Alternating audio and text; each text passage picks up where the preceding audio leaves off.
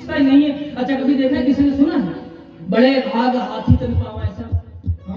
कि बड़े भाग से तुम हाथी बन गए हो भैया, बड़े भाग कोयल तन पावा ऐसा?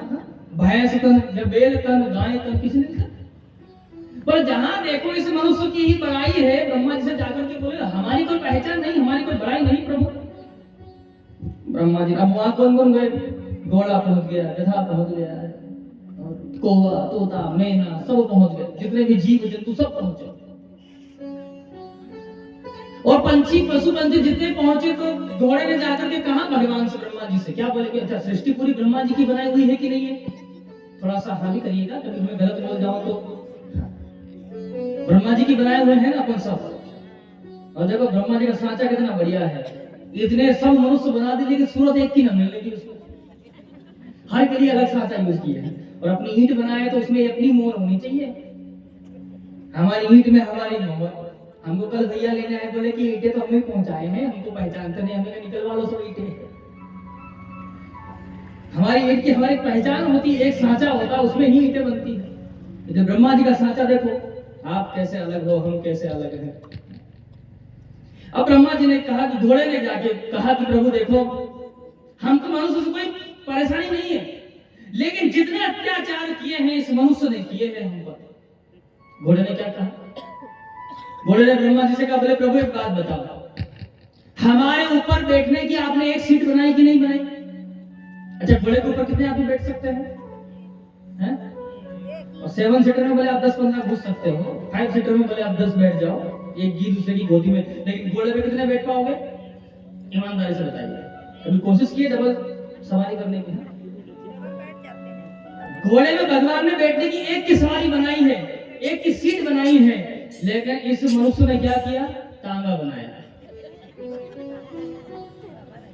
इसने क्या बनाया? और 12 बिठाए, 4 से यहाँ बिठाए और 4 से बोले चौकी से पल्ली पर बिठाएंगे। इसमें भी चलाना करता है, कभी किए हो तांगे की सवारी?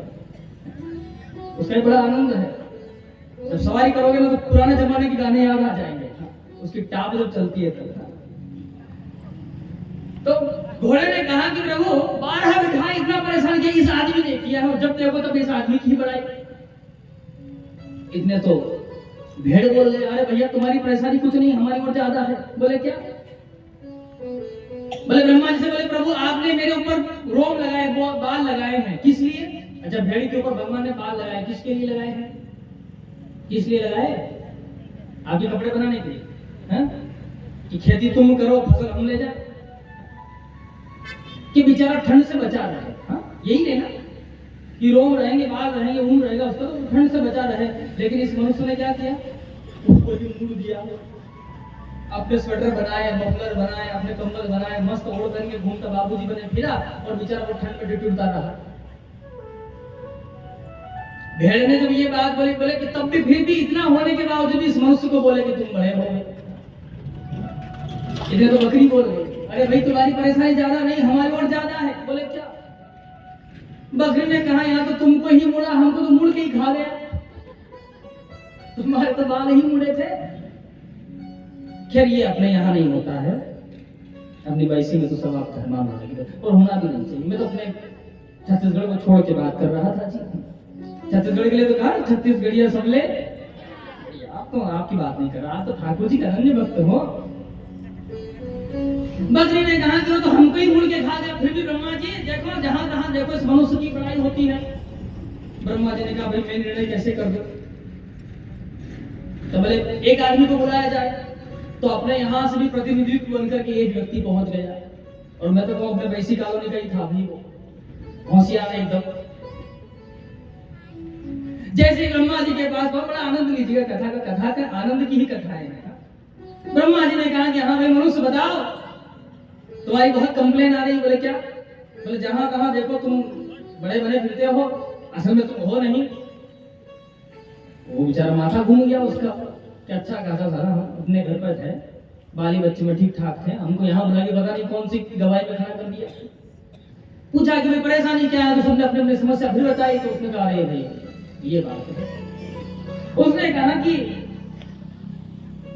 ब्रह्मा जी ने पूछा बताओ तुमको बड़ा क्यों कहा गया है? तो उस मनुष्य ने कहा कि भगवान हमको बड़ा इसलिए कहा गया कि हम गाते बहुत अच्छा है। क्या बोला? हम गाते बहुत अच्छा है। तो कोयल सामने आ गया। कोयल तो वहां बैठी थी, वो तुरंत उड़ करके बाहर आई, हमसे अच्छा तो नहीं गा सकते हो तुम, कितना भी बढ़िया गा लो, लेकिन सुनने वाला ये कहेगा क्या कोयल जैसी आवाज है। तो आवाज हमसे ली कि नहीं ली है? अच्छा, कोयल से आवाज ली कि नहीं ली आपने? कभी कोयल की आवाज सुन के कहा कि क्या इंसानों जैसी गा रही है? कभी कहा? आवाज किससे ली? तो आपका अपना क्या है? फिर पूछा बताओ ये भी पशु से लिए कि नहीं लिए? आदमी तुरंत चुप हो गया। लेकिन मैं बताया ना, अपने वैसी कॉलोनी से गया था, होशियार था। उसने दूसरा तर्क कर दिया, बोले प्रभु हम बलवान बहुत हैं, हम पर्वत को काट कर रास्ता बना देते, इसलिए हमको महान कहा गया। तो हाथी सामने आ गया, हमसे ज्यादा बलवान तो नहीं हो सकते हो। हाथी से ज्यादा कोई बलवान है?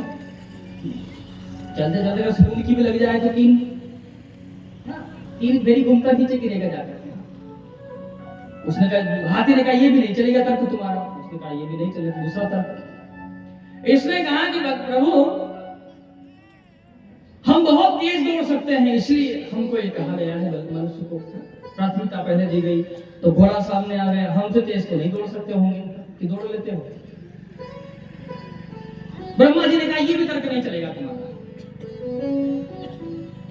फिर आदमी ने कह दिया, आपने तो तर्क रखा ना, उसने मैंने बताया ना कि ये आपने यहीं से गया। उसने कहा प्रभु हम चालाक बहुत हैं,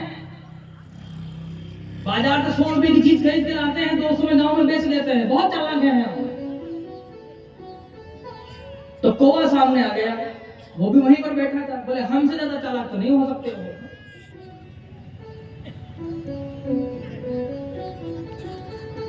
बोले प्रभु जब हम चलते हैं तो लोग कहते हैं कि वाह क्या चाल है, मतलब हम सूरवीर हैं, ताकतवर है। तो शेर बैठा हुआ था, वो सामने आ गया कि हमसे ज्यादा तो नहीं हो सकते हो भाई, चाहे तुम कितना भी फैल करके चल, लोग यही कहें क्या शेर जैसी चाल है, क्या शेर जैसे चल के आ रहा है। अब भैया उसने बहुत सारे तर्क रखे, लेकिन बेचारा हार गया। उसने क्या कहा? भगवान हम तो गधा हैं।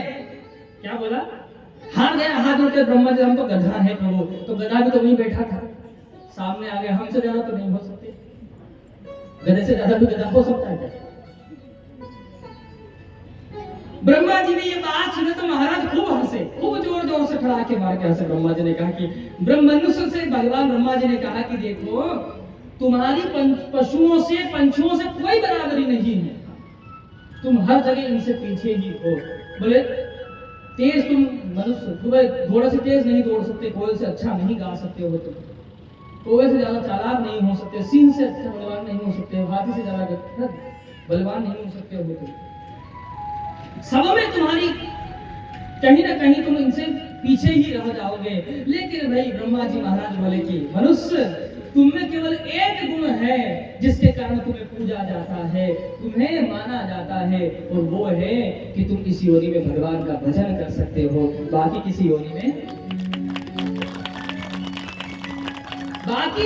में आप भगवान का भजन नहीं कर सकते। बेशक हाथी बलवान हो सकता है, गधा मूर्ख हो सकता है, बेशक कोयल सुंदर गा सकती है, लेकिन वो भगवान का भजन मनुष्य को इसलिए प्राथमिकता दी गई है कि ये यहाँ इस योनि में आकर के भगवान का खूब भजन कर सकता है। इतना कर सकता है कि जितना ये ले सकता है नाम, इसलिए इसकी महत्ता ज्यादा है। तो प्रभु की बड़ी कृपा हुई है।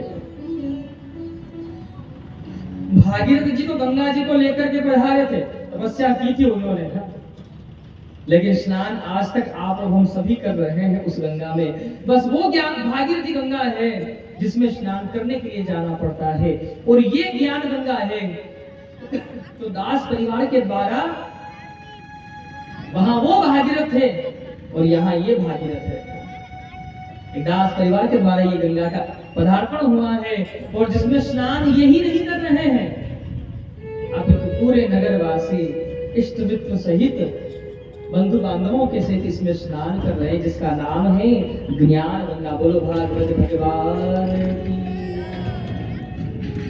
जिसे भागवत महापुराण में वर्णन किया है सबसे पहले महात्मा की रचना का।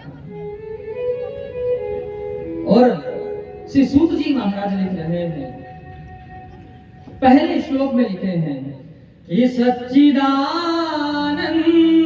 रूपाय विश्वोत्पत्त्यादि हेतवे तापत्रय विनाशाय श्री कृष्णाय वयं नमः।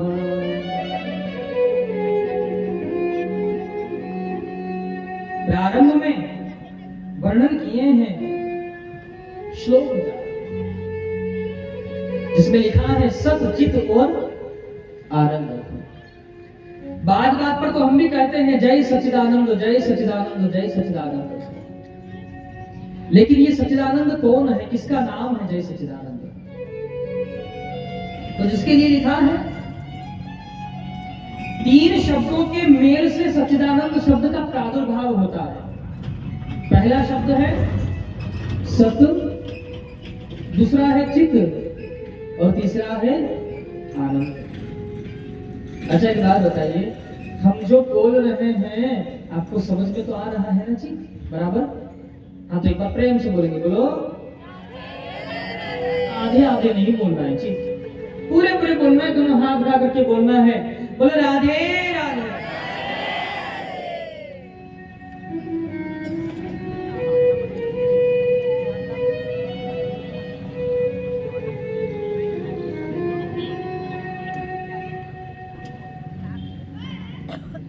सबसे पहले लिखा है सत। सत का अर्थ होता है जिसको हम देख सकते हैं, जिसको हम छू सकते हैं। जैसे ये पांडाल बना है, ये सत्य है, जिसको आप नकार नहीं सकते हो, ये शाश्वत है, जिसका नाम है चित्त। चित्त का अर्थ होता है प्रकाश। जैसे आपको कोई पुस्तक पढ़ना हो तो आप किसका सहारा लेंगे? किसी बल्ब का सहारा लेंगे, या बल्ब ना होगा तो आप किसी दीपक का सहारा ले लेंगे। लेकिन वो परमपिता परमात्मा जिसकी कृपा से सूर्य के अंदर प्रकाशक तत्व है, और जिस परमात्मा की कृपा से चंद्रमा के अंदर शीतल्य तत्व है, वो भगवान सूर्य को प्रकाश बांटता है और चंद्रमा को शीतल तत्व बांटता है, न कि उससे ग्रहण करता है। ऐसा परमात्मा जो प्रकाश स्वरूप है। और तीसरी बात है जिसमें कहा है आनंद। आनंद किसी व्यक्ति विशेष का नाम नहीं है। यहां आनंद शब्द का उल्लेख किया गया है कि जो प्राप्त होने के पश्चात में व्यक्ति नीचे की ओर ना आए, अपितु ऊपर की ओर बढ़ता चला जाए। जैसे आनंद शब्द की परिभाषा हम किससे करते हैं? सुख से। थाल सज करके आया और उस थाल में कई प्रकार के व्यंजन सज करके आए, और जैसे ही थाल आपके सामने आई और आप भोजन करने लगे, बड़ी तेज भूख लगी है आपको, और जैसे ही आपने भोजन करना प्रारंभ किया, किसी ने पूछा आकर के, भैया कैसा लग रहा है? तो क्या बोलते हो? भोजन में बड़ा, इतना जोर से ना बोलो जी, भोजन में क्या आ गया है? बड़ा आनंद आया है। जिस सुख को आप आनंद कह रहे हो, जिस स्वाद को आप आनंद कह रहे हो, ऐसा स्वाद तो एक पशु को हरी हरी घास को चरने में मिल जाता है। एक पशु को हरी हरी घास ला करके डालोगे ना, उतनी सुख तो उसको वही मिल जाता है। कितना? जितना आपको स्वादिष्ट भोजन में मिल रहा है। तो बताइए, क्या ये आनंद हो सकता है? आपको बड़ी तेज नींद आ रही हो और बाहर टेम्परेचर बहुत हाई है, गर्मी है, और गर्मी भी कौन सी? अप्रैल और मई की। अप्रैल मई में तो बहुत अच्छा होता है ना गर्मी यहाँ पे। अप्रैल मई का समय हो और ऐसा बाहर टेम्परेचर हाई हो और आप अपने घर में एयर कंडीशनर कमरे में एसी ऑन किए हैं और मस्ती से दलपन के गद्दे पर सो रहे हो, खूब बढ़िया से गद्दे पर आप सो रहे हो, बाहर हाई टेम्परेचर है, बाहर से किसी ने आकर के पूछा भैया कैसा लग रहा है, तो आप क्या कहोगे? आराम करने में क्या लग रहा है? बड़ा।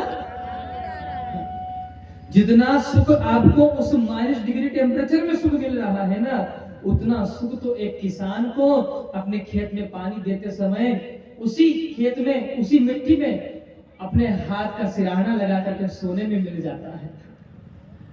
जितना सुख से आप उस दलपन के गद्दे पर सो रहे हो, उतना सुख से वो किसान अपने खेत में सो रहा है, तो क्या वो आनंद का सुख हो सकता है? जिसे आप एक क्षणिक सुख कह रहे हो, उसको आप आनंद की परिभाषा दे रहे हो, वो क्षणिक सुख आनंद नहीं है, अपितु केवल सुख है। आनंद तो वो है, तुलसी बाबा लिख रहे हैं कि जो आनंद सिंधु सुख राशि करते थे लोक सुपासी, सो सुख धाम राम अस नामा। भगवान राम जी का प्राकट्य हो रहा है तो तुलसी बाबा लिख रहे हैं आज किसका जन्म हुआ है? बोले कि पुत्र का जन्म नहीं हुआ है, आनंद का प्राकट्य हुआ है। और नाम क्या है? सो सुख धाम राम अस नाम। नाम क्या है? विश्वामित्र जी महाराज लिख रहे हैं किसका नाम? राम होगा। अखिल लोक दायक विश्रामा, जो पूरे तीनों लोगों को विश्राम प्रदान करने वाला है, ऐसा भगवान राम का। तो आनंद स्वरूप कौन है? बोले भगवान है। इतना ही नहीं, सुखदेव बाबा लिख रहे हैं राम कृष्ण कथा में, श्रीमद् भागवत महापुराण में लिख रहे हैं कि नंद घर आनंद भयो, जय कन्हैया लाल की। जब मेरे गोविंद का प्राकट्य होता है तो सुखदेव बाबा ये नहीं कहते हैं कि आज लाला को जन्म भयो है, सुखदेव बाबा कहते हैं आनंद को प्राकट्य भयो है भैया। आनंद स्वरूप कौन है? बोले भगवान है। राम और कृष्ण आनंद स्वरूप है। तो मैं आपको वर्णन कर रहा था कि सत्य स्वरूप कौन है? बोले परमात्मा है। चित स्वरूप कौन है? बोले वो भी परमात्मा है। और आनंद स्वरूप कौन है? बोले वो भी परमात्मा है। प्रेम से बोलेंगे, थोड़ा जोर से बोल लो जी, वो परमात्मा है। दूसरी बात लिख रहे हैं विश्वोत्पत्त्यादि है तबे, जो विश्व की उत्पत्ति करता है, विश्व का पालन करता है और विश्व का लय कर देता है। ये तीनों कार्य जिस भगवान की कृपा से होते हैं, ऐसा वो परमात्मा, परमपिता परमात्मा है। और अगली बात लिख रहे हैं तापत्रय विनाशाय। तीन प्रकार के ताप होते हैं, दैहिक, देविक, भौतिक तापा। राम राज का हो नहीं रामा। तीन प्रकार के ताप होते हैं, देविक ताप, भौतिक ताप और आध्यात्मिक ताप।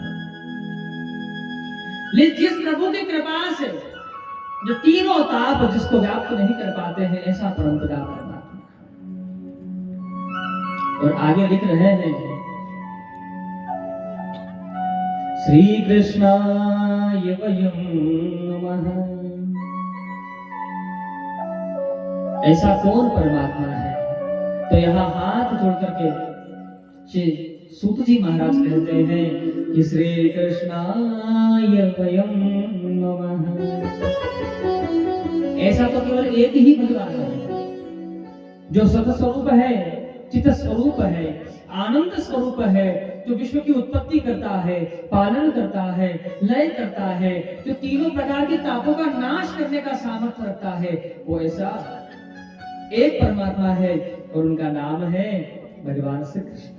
लेकिन यहाँ मुख्य बात समझने की ये है कि श्री कृष्णाय नमः नहीं लिखा है। क्यों?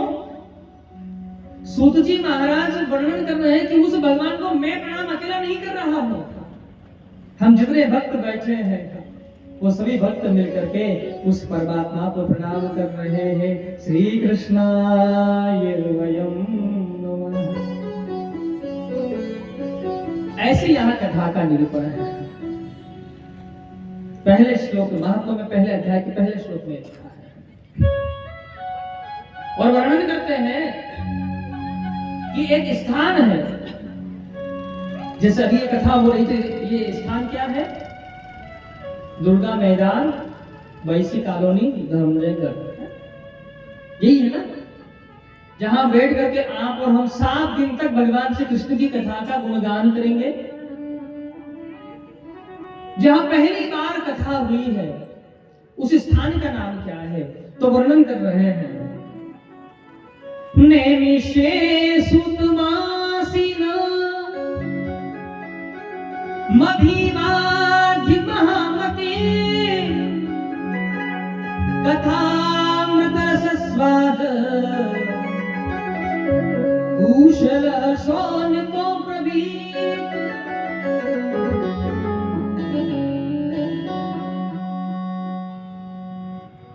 वर्णन कर रहे हैं कि महाराज एक स्थान है जिसका नाम है नैमिषारण्य और उस स्थान में 88,000 ब्रह्म ऋषि बैठे हैं। सभी वेद वक्ता हैं, पुराणों की ज्ञाता हैं, भगवान का अर्चन करने वाले हैं। लेकिन महाराज अपने नित्य कर्म से निवृत्त भये तो निवृत्त होने के पश्चात में ये सोच रहे हैं कि हमारे पास जो शेष समय है उस समय का हम सदुपयोग कैसे करें। अपने पास तो थोड़ा सा समय होता है ना, तो कहीं ना कहीं मित्र लोग मिलकर के अपनी चौकड़ी जमा करके बैठ जाते हैं कि समय का क्या कर रहे हैं, पास कर रहे हैं। अच्छा ईमानदारी से बताइएगा, जितने वक्त यहाँ बैठे हैं, भैया लोग भी बैठे हैं, माता भी बैठी है, बहनें भी बैठी हैं, बच्चियां भी बैठी हैं, जो मुझसे उम्र में छोटी वो बच्चियां हैं, जो मेरे बराबर की वो बहनें और मुझसे बड़ी है वो सभी।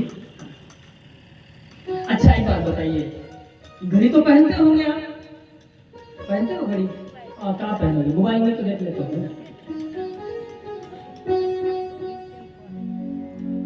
अच्छा कभी आपने समय को पास किया है कि समय ने आपको पास किया है? जरा सोचिएगा इस बात को, अभी नहीं घर जाकर के, अभी तो मैं बोल रहा हूं उसको सुनिएगा। आप जरा सा सोचिएगा, अगर आप कहते हो कि आप समय को पास कर रहे हो, अगर समय को आप पास कर रहे हो तो रात में आप सो जाते हो तो घड़ी तो रुक जाना चाहिए, क्योंकि आपने पास करना बंद कर दिया उसे, अब तो रुक जाना चाहिए। लेकिन ध्यान दीजिएगा, आप चाहे उठिए, बैठिए, सो जाइए, उससे इसको कोई फर्क नहीं पड़ता है, क्योंकि ये समय आपको पास कर रहा है। इसलिए समय को पास करने का मन में ये झूठा वहम ना पाले। एक मोटिवेशन देने वाला व्यक्ति ना आजकल ज्यादा ये समझाते हैं, क्या अभी हम समझाते हैं, वो आपको ये बताते हैं, अक्सर मैंने ये सुना है, एक बहुत अच्छे मोटिवेशन मतलब अच्छी बातें बोलने वाले व्यक्ति ने कहा, आप अपने जीवन में वो वो सब मत देखिए कि जिससे आपको लोग बुरा कहे। आप तो वो सोचिए आपको करना क्या है।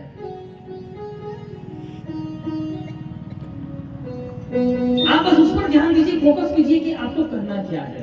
चलो ठीक है भाई, आप उस पर फोकस कीजिए। अब आपने सोचा कि आपको कथा में जाना है या अच्छा पढ़ लिख करके आईएएस ऑफिसर बनना है, आईपीएस बनना है, तब तो ठीक है। बड़ा हो गया आपने सोचा कि मुझे तो डाकू बनना है, तो फिर क्या करोगे? ये मोटिवेशन तो उसको उल्टा ही लेके गया है ना, सीधी दिशा में तो नहीं लेके जा रहा है। अब तुम उसी पर फोकस करो, हमको डाकू ही बनना है जी, तो कहीं ना कहीं एनकाउंटर हो जाएगा आपका। तो किस काम का है?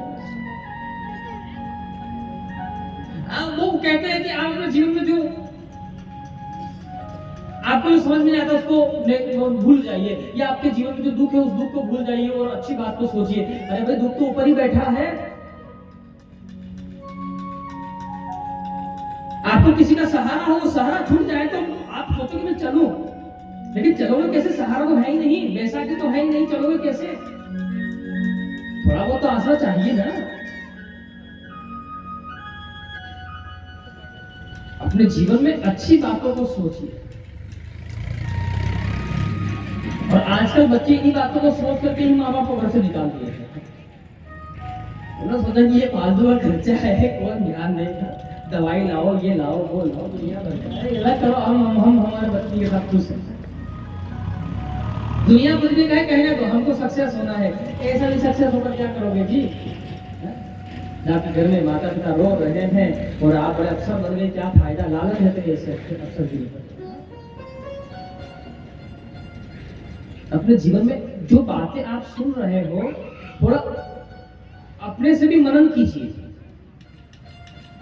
बाहर जो आप सुनकर के आ रहे हो उसका अपने आप से भी चिंतन कीजिए, क्या ये ठीक है या नहीं है।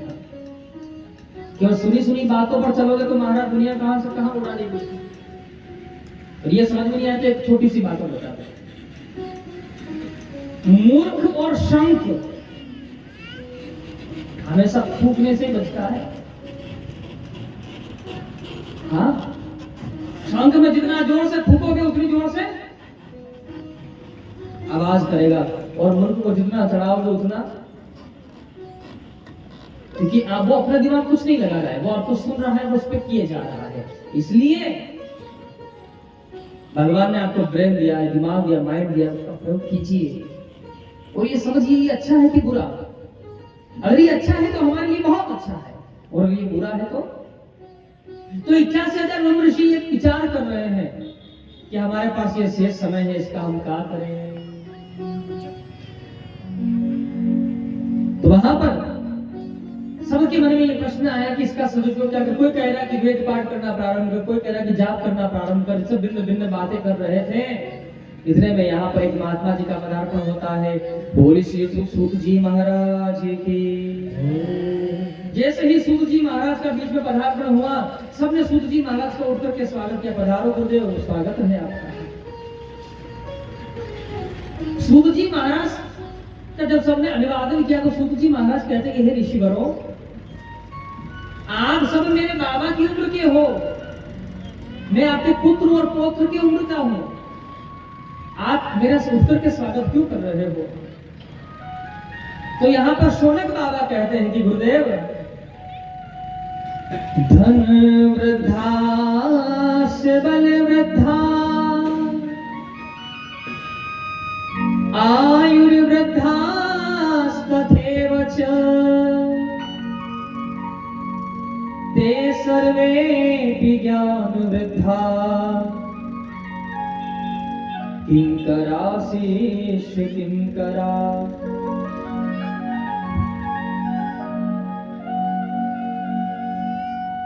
शौनक बाबा ने जब ये बात सुनी, सूत जी महाराज कहते हैं हे ऋषिवरों, मैं तो आपके पुत्र पौत्र के समान हूं, आप मेरा स्वागत क्यों कर रहे हो।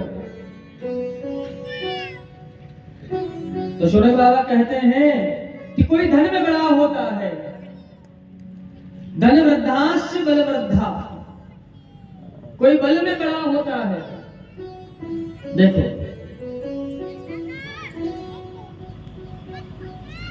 चाहे व्यक्ति उम्र में छोटा हो और पैसे वाला हो तो क्या बोलेंगे? सेठ जी। हाँ बोलेंगे ना। चाहे छोटा बाल, हाँ हमारे सामने उसका जन्म हुआ, हाँ, और अगर सभा में आता है तो सेठ जी कहते हैं, संबोधित करते भी नहीं करते, ये सेठ जी है, गांव के सेठ है, बहुत पैसा, मोटा पैसा है। उस व्यक्ति को नहीं है, किसको है? उस दौलत को। वो सम्मान किसको है? उस धन को सम्मान है। धन वृद्धास्य बल वृद्धा। कोई पहलवान व्यक्ति आ जाए तो पहलवान जगह के बीच में बैठा हो, यहाँ बैठा हमारे। अच्छा मैं जो बोल रहा हूँ समझ में आ रहा है ना?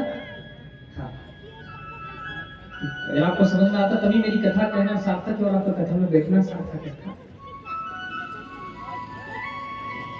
तीसरी बात है आयुर्वृद्धास्तथैव च। हमारे गांव में जो सबसे उम्र में ज्यादा हो, जैसे तैसे उनका कथा में लेकर के आ भी जावे तो उनका भी अलग आसन होता है। क्यों? कि हमारे गांव में सबसे बुजुर्ग कौन है?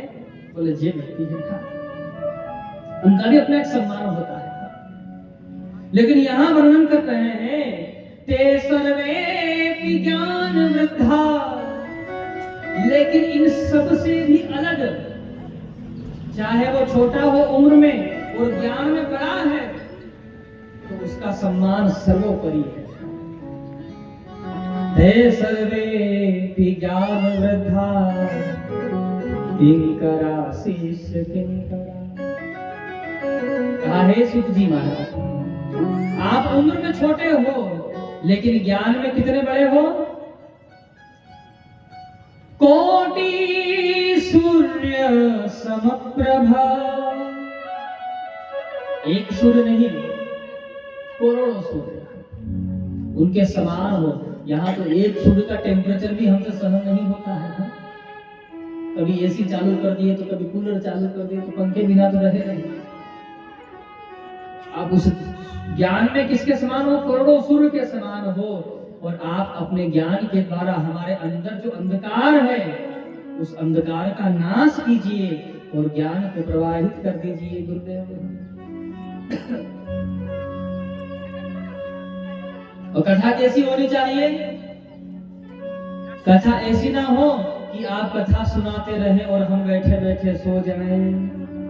कथा ऐसी होनी चाहिए मम कर्ण रसायनम, जो हमारे कानों को प्रिय लगे, हमारे कानों में जो अच्छा लगे, ऐसी कथा सुनाइए। ऐसी कोई कथा हो तो हमको सुनाइए। तो सूत जी महाराज वर्णन करते हैं, सूत जी महाराज, हे ऋषि वरों, आपने जो प्रश्न किया है ना, जिसके संदर्भ में मैं कथा सुनाता हूं आपको, बोले मनुष्य की आयु क्लियर होती तो दमादम चलती है भैया। हाँ, और कभी सिग्नल न मिले तो ऐसी गाड़ी खराब होती है कि महाराज, कभी सिग्नल ना मिले तो जहां खड़ी वहीं खड़ी रह जाए, 12-12 घंटे भी हो जाता है लेट में। जीवन तो भैया एक रेल है, कभी पैसेंजर कभी मेल है।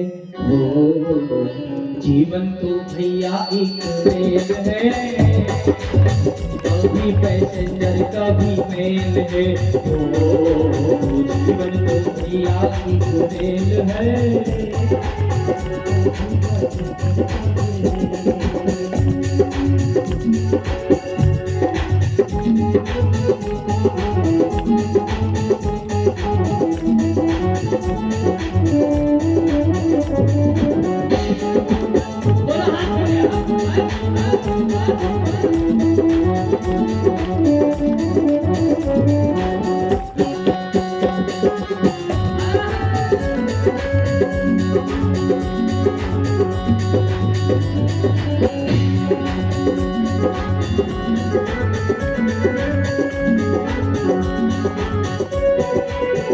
जीवन तो भैया एक रेल है, कभी पैसेंजर कभी मेल है। जीवन तो भैया एक रेल है।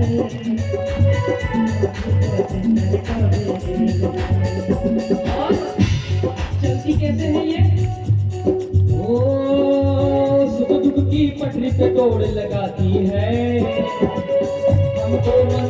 को ये पहुंचाती है, सुख दुख की पटरी पे दौड़ लगाती है, सबको मंजिल तक ये पहुंचाती है। चलती कहाँ पे है ये गाड़ी? बोले इसकी एक पटरी है, जिधर ट्रैक पर रेलगाड़ी दौड़ती है ना, ऐसे ही इसका भी ट्रैक है। और ट्रैक कौन सा है? बोले एक ट्रैक तो सुख का है और दूसरा ट्रैक है दुख का। जीवन में ये इसी ट्रैक पर दौड़ना प्रारंभ करती है और हमको कहां से कहां तक सुख दुख करके कहां से कहां लेके चली जाती है। सुख दुख की पटरी पे दौड़ लगाती है, हमको मंजिल तक ये पहुंचाती है। वो सुख दुख की पटरी पे दौड़ लगाती है।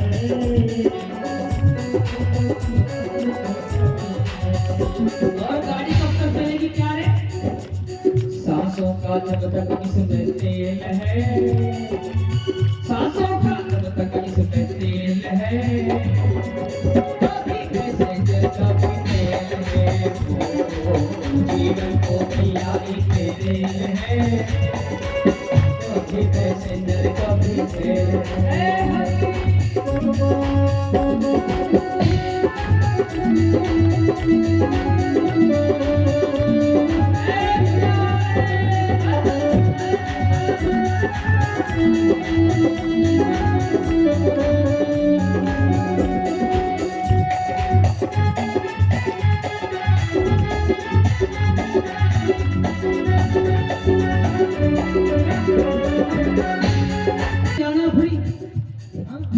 पकड़े गए तो खाना भी फ्री।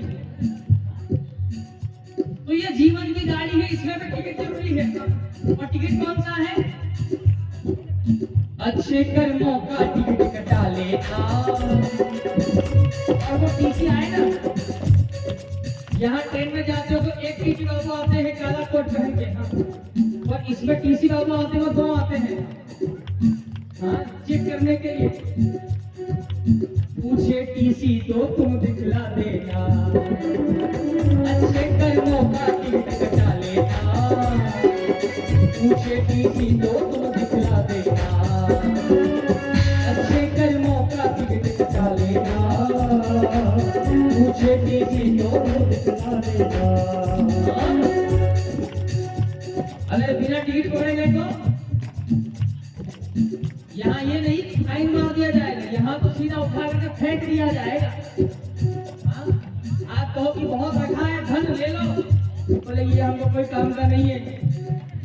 बिना टिकट तो सीधा जेल है, बिना टिकट तो सीधा जेल है। कभी पैसेंजर कभी जेल है, वो मेरा जेल है। कभी पैसेंजर कभी जेल है।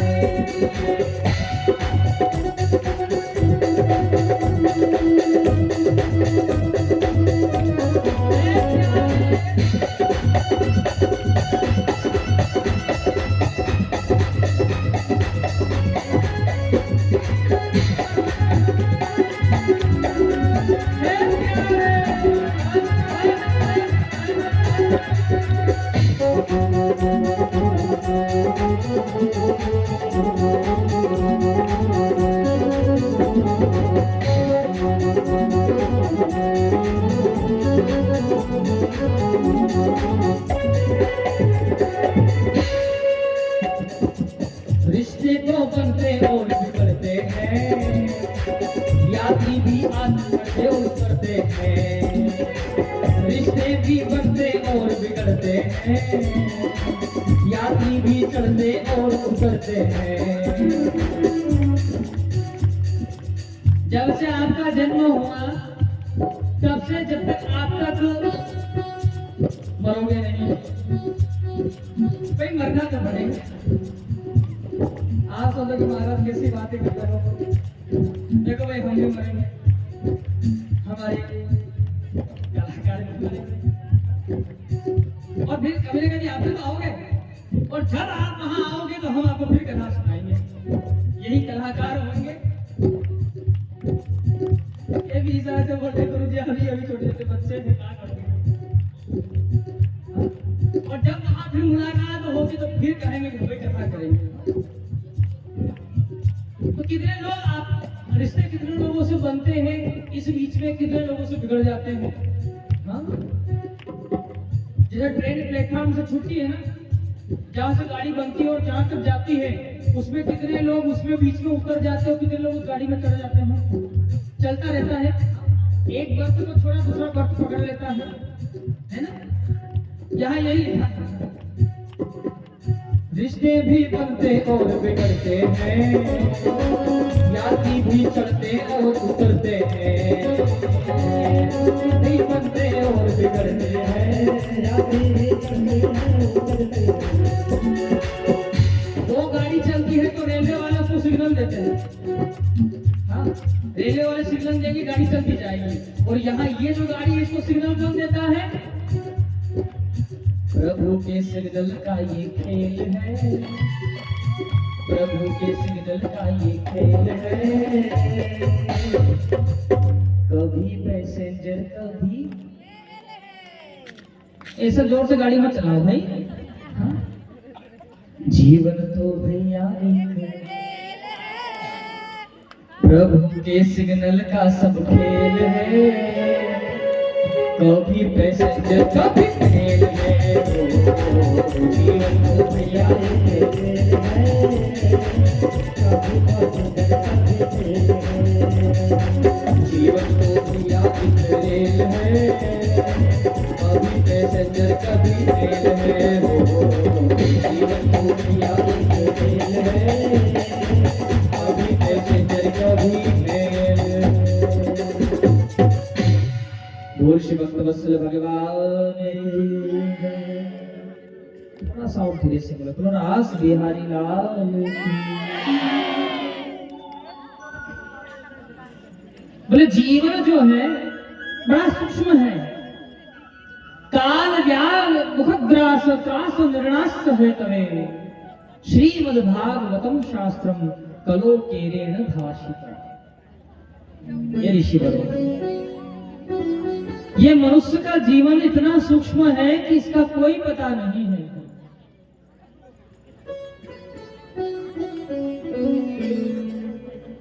कहाँ रुक जाए कहाँ छूट जाए, चल रही है तो गाड़ी है, रुक गई तो बस खटा। एक बार की बात है ऋषिवरों कि जब सुखदेव बाबा सभी यहाँ पर परीक्षित जी महाराज को श्रीमद् भागवत महापुराण की कथा सुना रहे थे, उसी समय सभी देवता पहुंच गए हाथ में अमृत कलश लेकर के। देवताओं ने कहा क्या? सुखदेव बाबा से कि बाबा आप जो सुखदेव बाबा से बोले कि बाबा आप जो परीक्षित जी को कथा अमृत पिला रहे हो, कथा रसपान करा रहे हो, ये कथा अमृत आप हम देवताओं को पान करा दीजिए, और जो अमृत हम लेकर के आए हैं ये अमृत आप परीक्षित जी को पिला दीजिए। क्यों? परीक्षित जी कथा क्यों सुन रहे हैं? बोले उनको मृत्यु का भय है कि 7वें दिन तक्षक सर्प आएगा, हमको डसेगा और हम मृत्यु को प्राप्त हो जाएगा। हम अमृत लेकर के आए हैं, ये अमृत पिला दीजिए, ये अमृत अमर हो जाएंगे। और ये कथा रूपी अमृत आप हम देवताओं को पिला दीजिए। तो सुखदेव बाबा ने कहा हे देवताओं आप कितने स्वार्थी हो, जब आपके पास में ये अमृत नहीं था तो मेरे प्रभु श्री नारायण को मोहिनी रूप धारण करना पड़ा, और मेरे प्रभु श्री नारायण ने मोहिनी रूप धारण करके दैत्यों को मदिरा पान करवाई और देवताओं आपको अमृत पान करवाया है। और जब आज आपको लगा है कि अमृत से भी कोई ज्यादा अच्छी वस्तु आ गई है तो अमृत का त्याग कर रहे हो, उस कथा को रसपान करना चाहते हो। हाँ?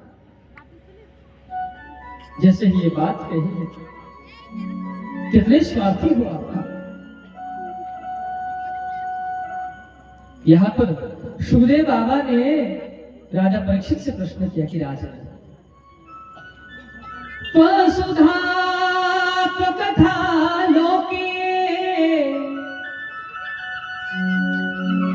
कह काच कह मणिर्महान। कि राजन, कौन तो कांच लेना चाहता है और कौन मणि को प्राप्त करना चाहता है।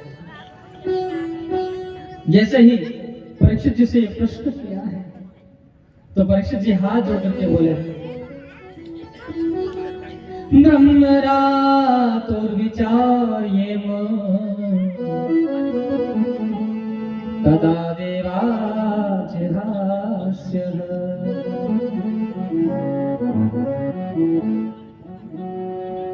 ब्रह्मरातो इसका अर्थ है विष्णु रात, यानी परीक्षित जी हाथ जोड़ के बोले कि गुरुदेव मुझे मणि नहीं चाहिए,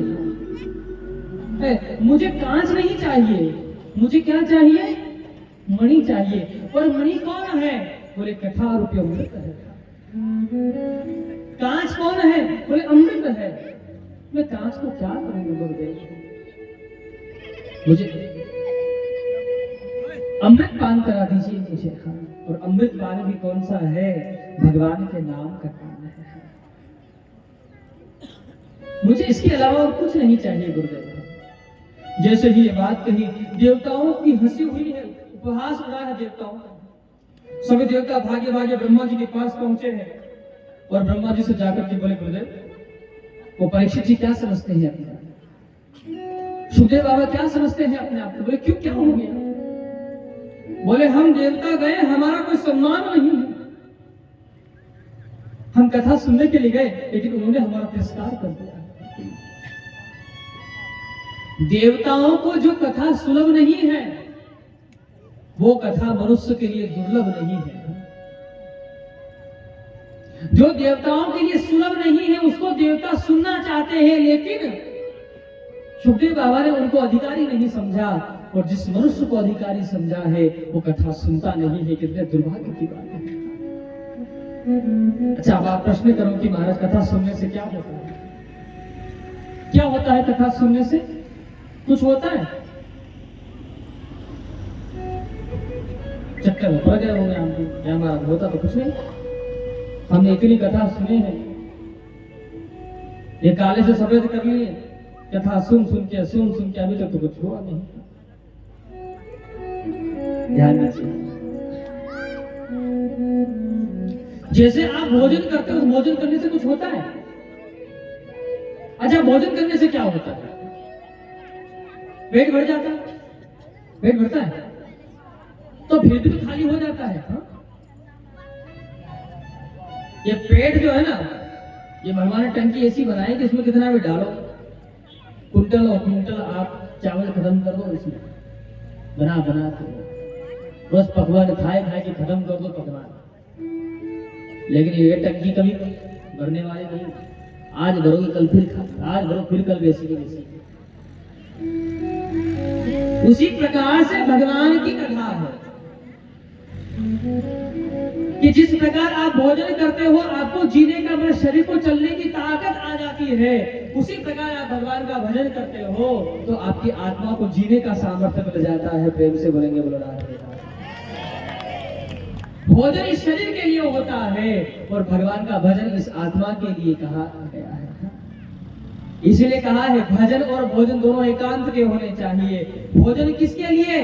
बोले शरीर के लिए। और भजन किसके लिए? बोले इस शरीर के लिए नहीं, इस शरीर को चलाने वाले जो आत्मा है उस आत्मा के लिए। कि रोज थोड़ा थोड़ा, ज्यादा नहीं, ज्यादा तो काम करो आप। कितना काम करो कि भैया 23 घंटे काम करो। कितने? 23 घंटे खूब काम करो। लेकिन उस 23 के बाद में जो 1 घंटा आता है उस 1 घंटे भगवान से लगा कर, वो 1 घंटा में नहीं तो उसके भी 60 मिनट के 30 मिनट कर दो, वो तो हो जाएगा। वो भी नहीं होता तो उसके भी आधे कर दो, वो हो जाएगा। कितना मिनट हो गया? वो तो हो जाएगा 24 घंटे में 15 मिनट। और कम करो। अच्छा उसके भी आधे कर दो। 7 मिनट तो बहुत है। और अगर 7 मिनट आप भगवान का भजन करते हो तो आराम से क्या कर सकते हो, श्री गुरु चरण सरोज रज निज मन मोर। उन 7 मिनट में अगर आप करना चाहते हो हनुमान चालीसा का पाठ करिए। वो उसमें क्या कहते हो, जय जय जय हनुमान गोसाई,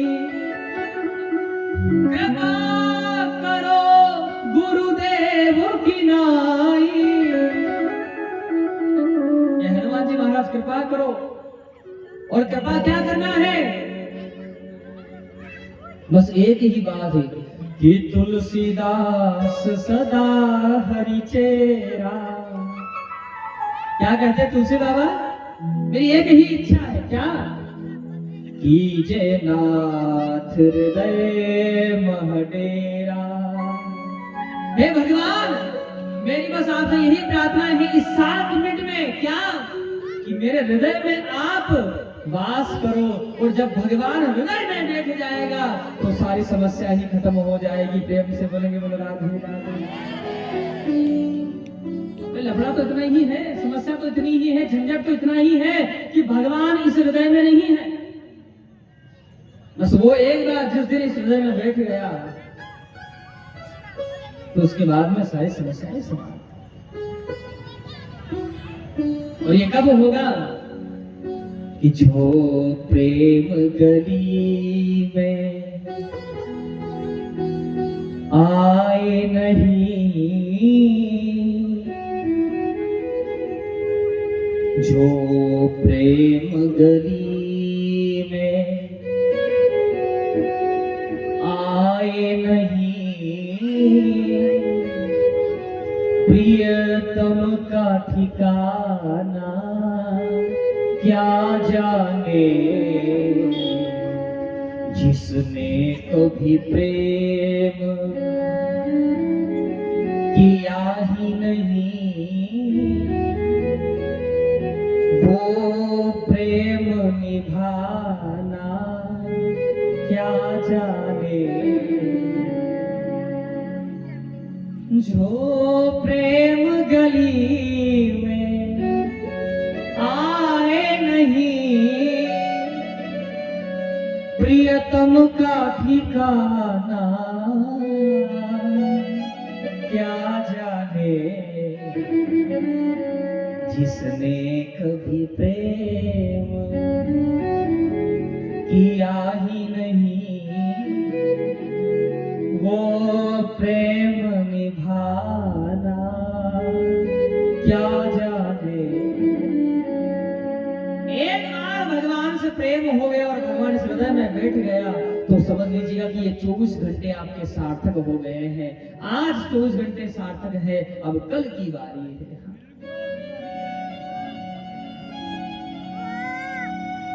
मैं ये नहीं कहता हूं कि 24 घंटे में 12 घंटे भगवान के नाम की माला लेकर जपो, नहीं नहीं। तुलसी बाबा लिख रहे हैं, इसलिए नहीं कह रहा हूं, किस लिए कि तुलसी बाबा लिख रहे हैं कि गृह कारज नाना जंजाला।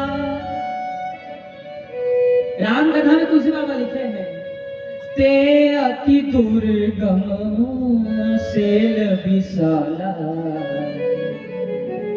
घर के काम काज बड़े विचित्र हैं, बड़े अटपटे हैं। और कितने हैं, बोले बड़े बड़े पहाड़ हैं ये, जिनको पार करने में व्यक्ति को समय लगता है।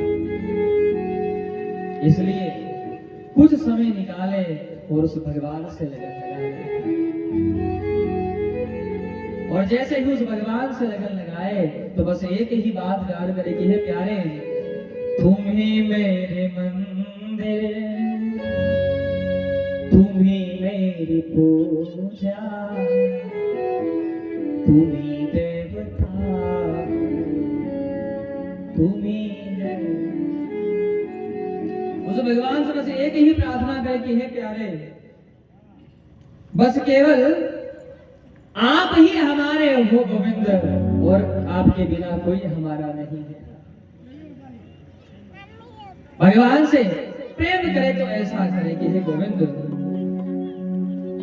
तुम ही मेरी नैया, किनारा तुम ही हो, मेरी जिंदगी का सहारा तुम ही हो। तुम ही मेरी नैया, किनारा तुम ही हो, तुम ही मेरी नैया, मेरी जिंदगी का सहारा तुम्ही हो, मेरी जिंदगी का सहारा तुम्ही मेरी। जरूरी नहीं कि हाथ गाने से पता चले प्रेम की बात। दोनों हाथ भाई बड़े हाथ ताली बजाएंगे, हे प्यारे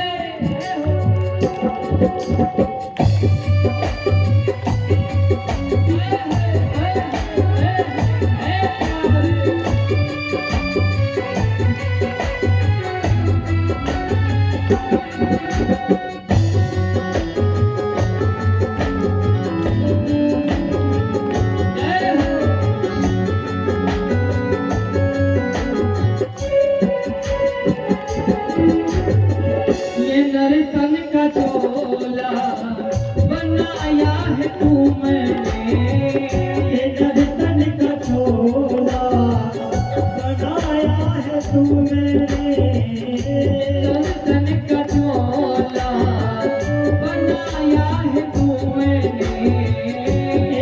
तन का चोला बनाया है तूने, सभी अंग ढंग से सजाया है तूने, सभी अंग ढंग से सजाया है तूने, तुम्हें मेरी नज़रें नज़ारा तुम्ही हो, तुम्हें मेरी नज़रें नज़ारा तुम्ही हो, मेरी जिंदगी का सहारा तुम्ही हो, मेरी जिंदगी का सहारा तुम्ही हो, तुम्ही मेरी नैया, किनारा तुम्ही हो, तुम्ही मेरी नैया, किनारा तुम्ही हो, मेरी जिंदगी का सहारा तुम्ही हो, मेरी जिंदगी का सहारा तुम्ही हो, मेरी जिंदगी का सहारा तुम्ही हो, मेरी जिंदगी का सहारा तुम्ही हो। बोली सुरत तवसल भगवान की जय। ये कथा तो कदाचित सुखदेव बाबा ने परीक्षित जी को श्रवण करवाई है, लेकिन इसका उद्गम कहां से हुआ? बोले नारद जी महाराज ने 7 दिन तक इस कथा को श्रवण किया। कि एक दिन की बात है कि नारद जी महाराज इस पूरी पृथ्वी पर घूमने के लिए आए। जैसे ही इस धराधाम